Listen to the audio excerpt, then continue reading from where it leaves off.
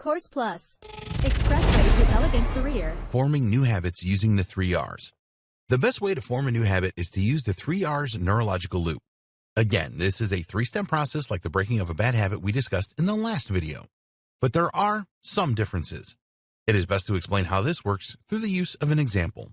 Let's just say that you eat pretty healthily, but you are not getting enough exercise. You don't want to join a gym, and you have the space to exercise at home. You like swimming and bike riding, so you want to include this into your new routine. You want to turn all of this into a new habit. Step 1. Start with a reminder. You are aware that remind is one of the 3 R's and an important part of the habit-forming process. The reminder is the trigger for you to perform your routine that will later become the new habit. Reminders need to be strong and not based on memory or willpower, as these are not reliable. What a lot of people will do is to create a daily plan over the next week or two for their new habit. The plan is written in the form of a list that the individual carries around with them. They believe that this is a good enough reminder to take action. While a list like this might work for some people, it is unlikely to work for everyone.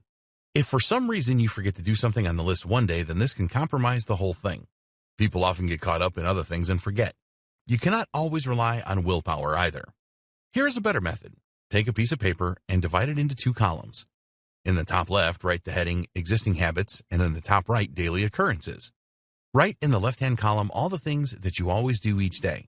In the right-hand column, write the things that happen in your life each day that you don't have control of. Existing habits. Bathe, clean your teeth, get dressed, eat breakfast, wash the dishes, make dinner. Daily occurrences. Neighbors play loud music, traffic on the way to work, manager's review meeting. To create a strong reminder, you want to associate it with an item on the list that you are in control of. So, for example, when you get dressed, you can lay out your clothes for your exercise session. By setting a reminder in this way, you never have to rely on remembering or willpower. You are always going to get dressed in the morning. Now you need a new routine. Step 2. Make a new, easy routine. It is important that you do not make your new exercise routine too complicated to begin with.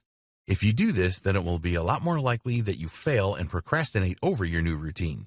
So, start off with some gentle stretching exercises that you can do when you wake up in the morning, for example.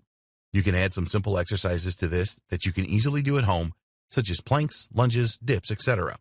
These will help you to build up your strength and endurance, preparing you for more intense workouts later on. Tweak this until you get it right. If you set an exercise routine that is too tough for you each day, then tone it down. Conversely, if it is too easy, then take it up a notch. The establishment of the new routine is more important than the exercises, particularly in the early stages of habit formation. So, make the routine as easy as you can. Step 3. Use rewards and celebrate. Having a positive reward associated to your new routine will make it a whole lot easier to perform each day. So, you need to come up with a reward system that is going to provide you with the necessary motivation to persist with your new routine. What do you really enjoy that is simple and easy to implement? If you are on a healthy diet, then you probably can't eat some of the foods that you really enjoy. What if you can have a small piece of chocolate as a reward for completing a week of your new routine, for example? Another example could be that you reward yourself with a massage or a bubble bath. You know, the simple things in life that you really enjoy. So think about these and decide on your reward system.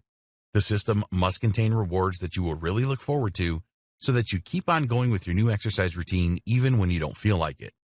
You should create a reward system that gets better over time. So, there is a simple reward for week 1, a slightly better reward for week 2, and so on. Think about the 21-day factor and the 66-day factor here, and structure your reward system to celebrate these milestones. Do not treat the reward step lightly. The best way to form a new habit is to continually repeat a new routine. So put every effort into motivating yourself to start and finish the routine each day. In the next video, we will look at how you can change your life for the better with the power of habit.